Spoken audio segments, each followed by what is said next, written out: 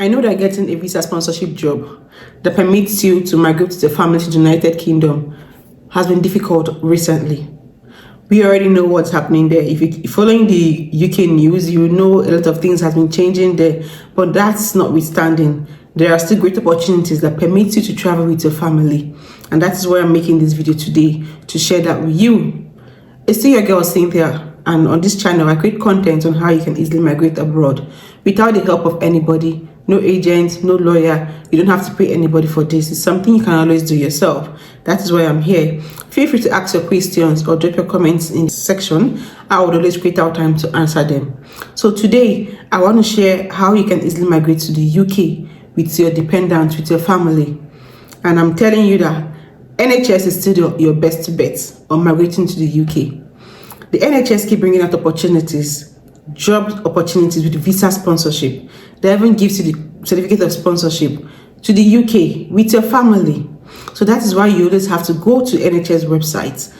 Always go in there, check for opportunities, check for jobs coming up. There are a lot of jobs that people don't even know about, or because they're not popular, or you don't always hear about it. You don't always check them out. But these are the ones you should even be looking towards because they're not competitive.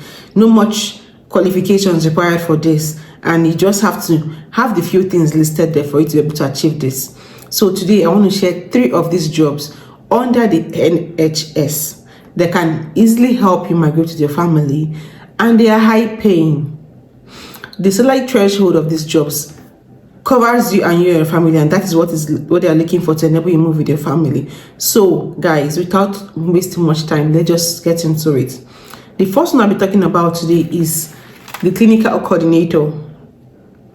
As a clinical coordinator, you're in charge of the day-to-day activities in the healthcare center.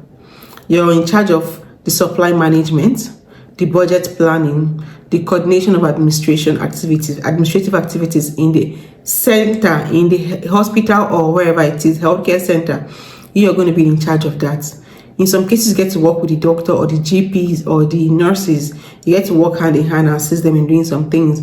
But the day-to-day running of the facility there, it's on you. You're going to ensure that everything goes the way it should go. From morning till evening, no problems. So that is your job. As a clinical coordinator, if you migrate to this route, you're just migrating as a skilled worker. Even if no much qualification needed for this, but you're also under the skilled worker route, and your salary threshold covers what is needed for you to move with your family. So guys, I will show you how you can find these jobs and where you can see this, how you can apply for these jobs. It's your duty also to monitor and organize everything that goes on in the facility there. It's all on you. So you have to just be up and doing. You have to always be someone that is very organized, ready to work alone. You have to be someone that can work with team and they can work under pressure, because sometimes it might be needed when the rush in the healthcare center is high. That is it for the clinical coordinator. Not to worry, I will show you this. So now let me tell you the certifications you need for this clinical coordinator job. First of all, you don't need any university qualification. You don't need any degree for this. You just have to have your GSC. And then you should have an experience in the related field.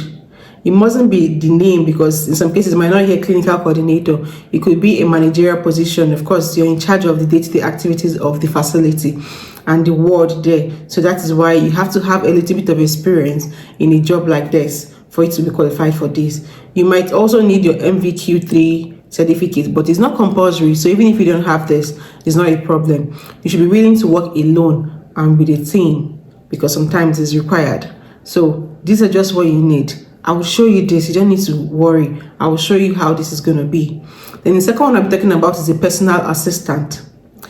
The doctors and the GPs need personal assistants to help them organize their day. They need people that will help them put things in order. Let them know, okay, at this time you have this appointment, at this time you have to see this patient, or this and this and that. So that is why they need a personal assistant. People really don't know that personal assistant is something that can give you visa sponsorship. And yes, I'm telling you this today. It can help you migrate to the United Kingdom if you really know how to go about your application. I will show you some of these jobs on the NHS website, and then you can now go ahead and do your application. But don't forget, If you're doing any application, your CV is number one thing you should work on. Any job you're applying for, you should tailor your CV to the JD is written there, the job descriptions you're seeing there. Let me say, for example, they're talking about a healthcare assistant or this personal assistant. You should be able to, you should have organizational skills, like you should be able to organize things in order and all that.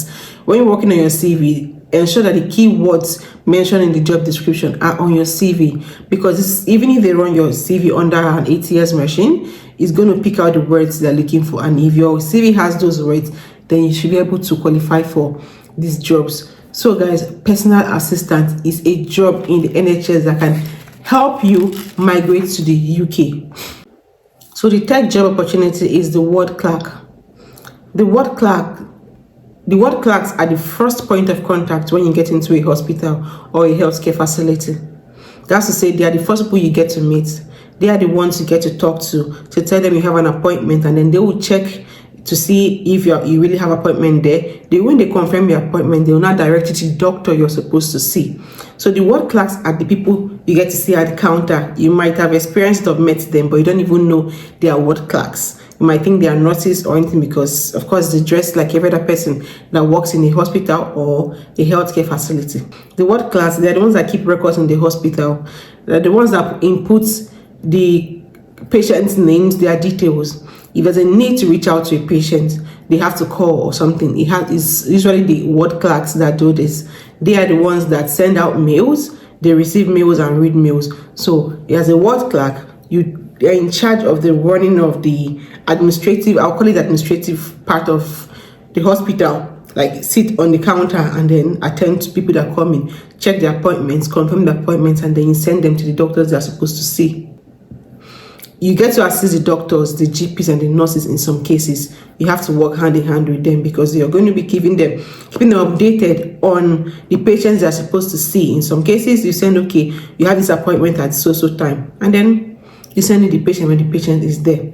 So for this particular ward clerk now, they have different job titles under this. You might be searching for ward clerk. In some cases, you might not see, but you can see things like typist, receptionist, clerk, admission clerk, and clinical clerk. So if you see these names now, typist, receptionist, clerks, admission clerks, clinical clerks, just know you're talking about the ward clerk. Those are the people you get to meet first when you get to the hospital or the healthcare sector. They get to work, these people get to work, they can work anywhere. They can work in the hospital, they can work with the GP surgeries. When they're performing surgery, you can assist them also, and they can work in specialist centers. So as a ward clerk, you get to interact with the patients first before directing them to their respective doctors I'm supposed to see.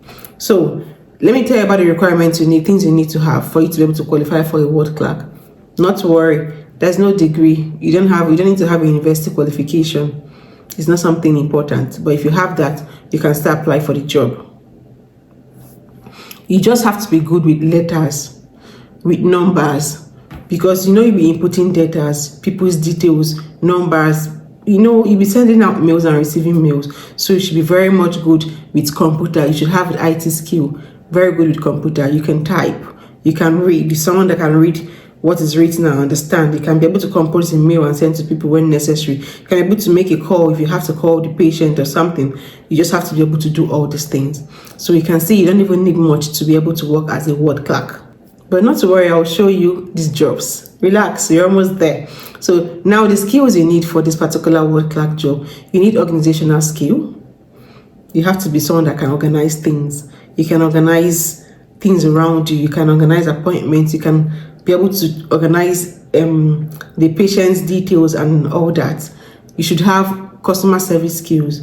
You're going to be meeting people every day. Patients always get to come into the hospital. You are the one going to communicate with them first before even confirming the appointment or sending them to where they're supposed to go to. So you must have customer service skill. And of course, you should have a very good communication skill. If you're not able to communicate with people coming to you, how are you going to be able to help them or guide them? If you're someone that is very saucy or someone that is rude, how are you going to talk to people? So you should be able to have a good communication skill. You should be someone that is patient, because people will annoy you. People will come to the counter there and even want to piss you off. But because of the skills you have, things you already say you have, you should be able to coordinate yourself and do your job properly. Guys, without wasting much time, let me show you how you can find these jobs. But don't forget, before we leave, please don't forget to give this video a thumbs up. Just tap on the like button. I am begging you to do this. This is the only thing you owe me. It costs nothing to do. As you're watching the video already, just tap on it there, and that's all. Share this video with your family members, with your friends. Information is power. You don't have to keep it to yourself. We have a lot of rooms for everybody, a lot of jobs for everybody. If one doesn't work for you, it will work for the other person. So please feel free to share this video. I am begging you to share the video. Give it a thumbs up. And I want to say thank you to my returning subscribers and those that have been sticking with me since. Thank you for being here. I love you so much, and I pray one day you're going to achieve your dreams of migrating abroad. If you're just seeing my face for the first time, my name is Cynthia once again, and I create content on how you can help easily migrate abroad without the help of anybody or any agent or whatsoever. So feel free to just subscribe, stick with us, turn the notification bell for the videos I'll be uploading often. Let's get into it, guys. Good luck as you do your application. So guys, these are the jobs for personal assistants. You can see there are a lot of jobs here. And just check for the current ones.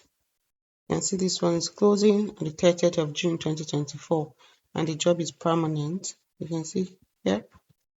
See the salary range, £15 to £18 an hour. Then just keep going down. You have a lot. 1st of June, closing on 26th of May. You have a lot. Just take your time and go through this. You can see there are a lot of jobs under this, and they offer visa sponsorship, and they're going to give you your COS. So click here for more. Then we'll continue with this one. This is the word clerk. You can see them here, Imperial College, Harrogate, a lot of them. You can see word clerk. These are the jobs that people don't know exist and can actually offer you visa sponsorship so you can travel with your family. Just take your time and go through them. There are a lot of jobs here. Click on next and go to the next one. And then let me also show you for clinical coordinator. You can see here too. There are a lot of jobs, guys. You just have to always come back to NHS website to check for the current jobs. A lot of jobs here that can actually bring you and your family to the UK, but people don't know about it. It's until you hear of it, that's when you know they exist. Just keep coming here and searching for anything. Go through all the whole jobs under NHS. You must find something that will give you visa sponsorship. Even if they are changing the laws and everything affecting the migration to the UK, they are still creating opportunities. NHS is your best bet when it comes to migrating to the UK to give you any kind of job. Whether you're looking for business analyst job, project managers, whatever it is you're looking for, just come to NHS, type it in the search box, and you're going to get it.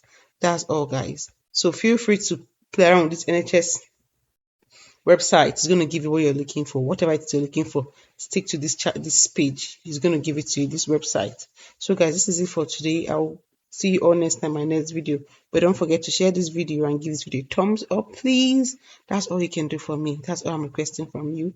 Give it a thumbs up and recommend it to others. Share with your friends, share with your family members. Never can tell who you'll be helping or who you'll be saving. I really appreciate all for sticking with me. Thank you very much, and I wish you luck as you do your application. See you all next time.